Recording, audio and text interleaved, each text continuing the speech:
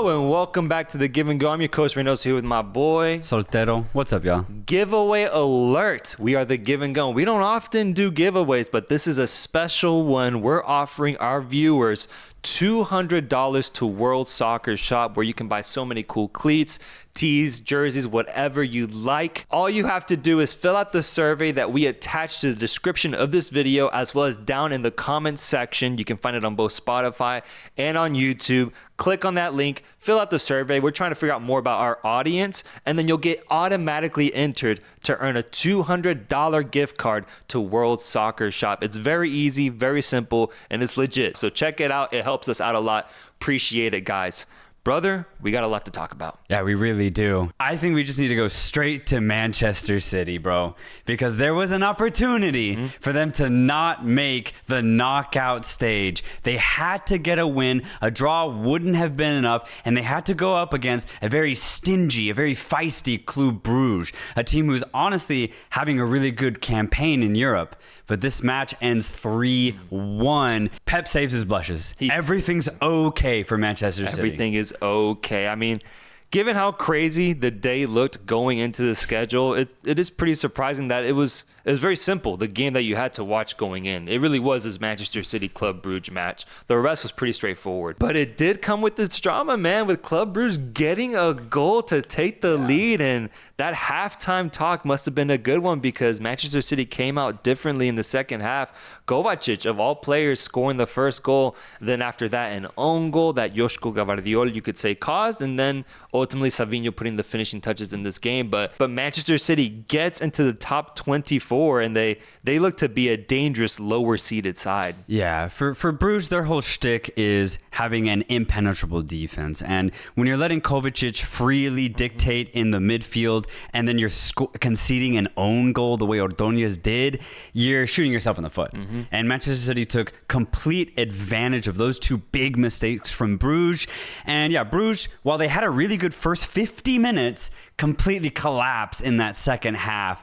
So well done for Manchester City. They needed to get these goals. Savinho looking like his old self at Girona. What a touch and what a finish from Savinho to get that third goal. So ultimately, job well done for City. Although I will say, there was a massive air of desperation in this match for City. And that has been existent in this side for the last 3 months. And yes, it worked today, but I'm just still not going to be super confident. If City get an unlucky draw or a very tough opponent in this next knockout phase, I'm probably not going to back them to go to the round of 16. Which is crazy to think of the champions from just a couple years ago, how far they've fallen in that sense. But Manchester City gets through in 22nd place. Club Brugge inches their way in at 24th as the last team. And just looking at this area of the group, of the table, there were two teams that ultimately fell short. One being Stuttgart, who lost today to PSG 4-1. With that loss, they didn't earn a single point. They end up getting knocked out. But to me, the most crucial one, the most brutal one, is Dinamo Zagreb defeating AC Milan at home, but not having that be enough due to goal differential, falling 3 goals short of Club Brugge and not making it into the final 24. Yeah, I can't believe I'm saying this, but Dinamo Zagreb showed up.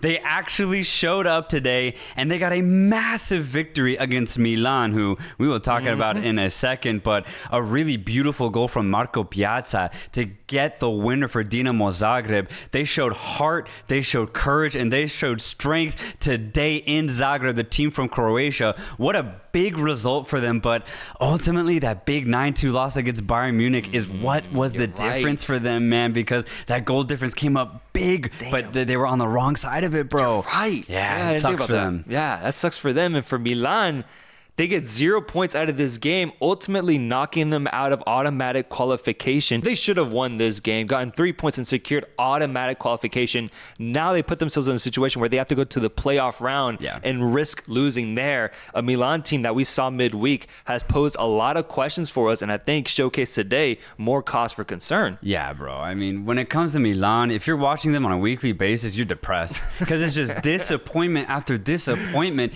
Yes, Zagreb played well today, but it's largely in part due to Milan not showing up themselves, bro. Gabia slipping on the ball. Batoirina says, thank you very much. That's how Zagreb get their first goal. And then very shortly after that, Yunus Musa loses his head. Oh, he loses it completely, man. Completely loses it. He's still angry. Draws a second yellow card, and Milan are down a man for the rest of the entire match. Pulisic does get a really nice goal. Shout out. But the rest of Milan is just so disappointing, bro. So, Milan don't deserve to be in the top 8, and I don't see them getting past the round of 32. And I agree, and that's what I like about what happened today. I think the teams that do deserve that top 8, for the most part, got in, because that's where the next bit of storyline, I think, happened. You have what happened at the very end, right? Teams getting eliminated, teams trying to get in, like Stuttgart, like Dinamo Zagreb, and then Club Brugge finally doing that. But up in the 8 to 10 range, we had some crazy results, because Lille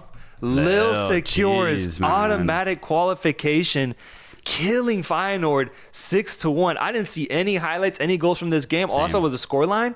Lille wanted automatic qualification, and props to them, because I really do think the element of playing an extra round of matches in the playoff round can work against you in a lot of ways, man. So I'm glad that this team, Lille specifically, given the tournament that they have so far, took it upon themselves to go out and destroy Feyenoord at home, man. And they did exactly that, scoring 6 past them, finishing off in 7th place. Yeah, I don't know what happened to Feyenoord, because they were so good literally a week ago.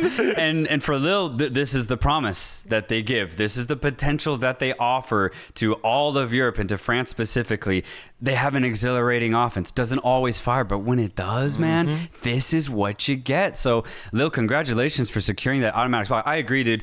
If you get to avoid that February round, you get a month off. A month where you don't have to stress about a big midweek match, 2 big midweek matches. So this is very good for Lille. Congratulations to them. What a result. Yeah, and kind of on that same topic, teams that end up avoiding that extra round, Atleti secures automatic qualification. Props to them, scoring 4 past who? Salzburg. Yeah. So but this is a win we needed. But yes, this is huge, bro. This is massive. There's a point where I thought they'd be a close call for qualification midway through the Champions League campaign, but securing automatic qualification, I think, is great.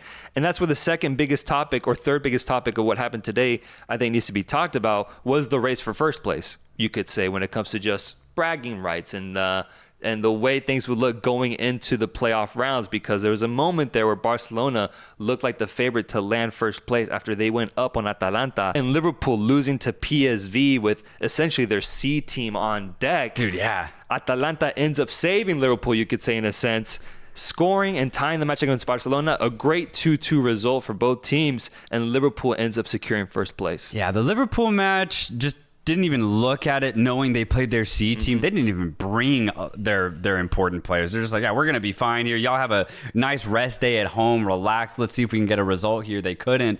But yeah, Liverpool didn't really need to do anything. On the flip side, though, we had a really interesting match against 2 top 8 sides in Barcelona against Atalanta. And what we got, honestly, was a really beautiful game. End to end, some really amazing action. That first Barcelona goal where Rafinha gets released on the left-hand side, sends in an early ball to Lamine Yamal. What a gorgeous goal from Barcelona.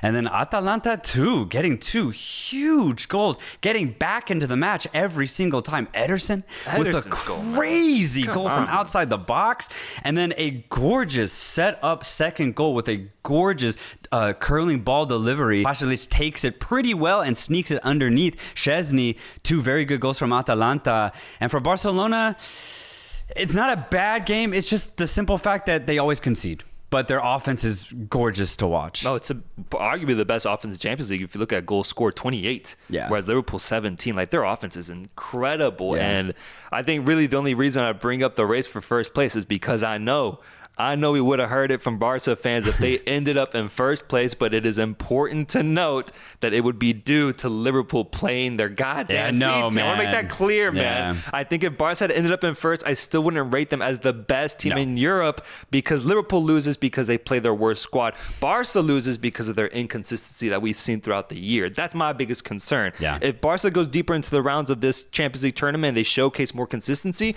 then I'll get on board with this Barca project, because the offense is truly truly ridiculous. It's just that defense that continues to scare me. But I'm ready. I'm ready to get that answer in the knockout stages. This is when the lights are the brightest now. Let's see the true colors of Barcelona. It's looking good so far, finishing off in second. It's looking good offensively, but for the last 3 months, the defense has not changed. They're conceding left and right. And the concerning part for Barcelona is that it doesn't matter who they play. If they're playing Leganés, they're conceding. If they're playing against Atalanta, who have a significantly better offense, they're still conceding. So it really doesn't matter who they play. They're going to concede. Where as I've seen Liverpool, yes, they concede. Obviously, they don't have a perfect defense, but I've seen them lock in and get a really nice, tight result. That's why I would say, even if they finish level on points or if Barcelona were at the top of the table, I'd still say Liverpool are the best team in Europe. Look at this. The top 4 teams now, as it stands, Liverpool, Barca, Arsenal, Inter. Liverpool conceded 5. 3 of them came today with their, Robertson at center back. Yeah. Arsenal has conceded 3 in 8 matches. Inter only 1 goal conceded. Barcelona 13. Yeah. 13. There you go. That literally tells and paints the picture here. Yeah. If you exclude Liverpool, I'm curious to see where does Barcelona land then between Arsenal and Inter? Who do you instill more trust in to go farther, or are they all the same here? Because I do think Arsenal and Inter have better defenses, but Barca's offense is so much better. Yeah. Do you have them as the best out of those 3 teams?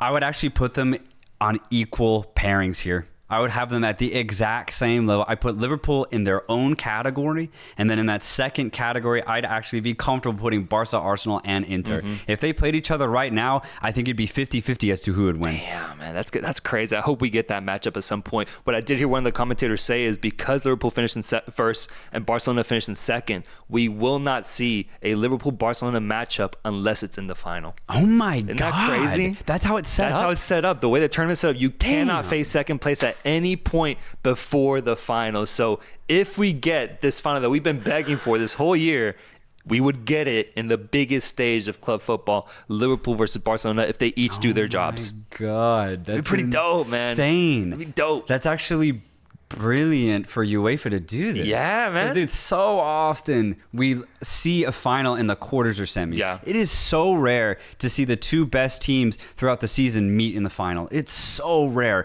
But now it's actually set up for that to happen.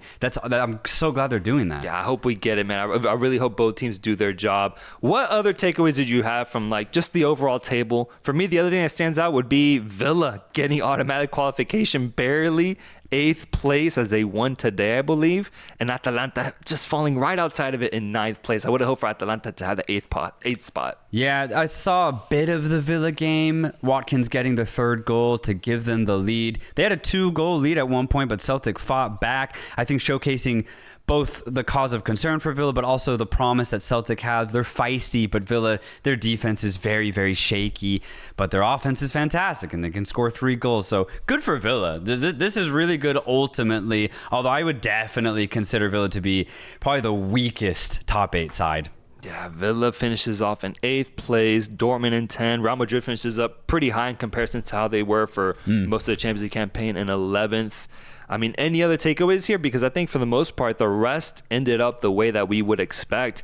Now we just have to look forward to the drawing on Friday, I believe, to see what these matchups are, which should be really fun. Yeah, the only other dramatic thing that happened was Sporting needing a goal with 15 minutes left. If they didn't get a draw against Bologna, they actually would not have qualified. So they end up getting a big goal through Harder. It's a scrappy one, but it's a good finish nonetheless.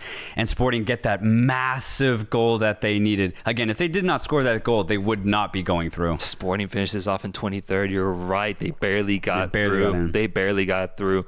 Yeah, it was a crazy match day 8, but what's interesting is I feel like it wasn't as crazy as it could have been, honestly. That's the thing is, since so many teams qualify, only a couple teams are really at risk of losing anything, right? So, I mean, actually, CBS even knew that because they didn't have their same crew on today. Yeah. They didn't starters were out. The starters were out. Interesting. Yeah, so it's like, we get... dramatic Champions League football, but it's actually not that crazy. It's not that crazy because even the fact that going in, I knew there was just one game to really watch, which was the Manchester City game. I was like, oh, you would think that with all teams playing, something more would be expected. But folks, let us know your thoughts on today's Match Day Madness, and make sure to check out the survey in our description and comment section down below. Let us know where you're from. We want to get to know our audience a little bit better and enter the opportunity to win a $200 gift card to World Soccer Shop. Till next time, folks. Peace.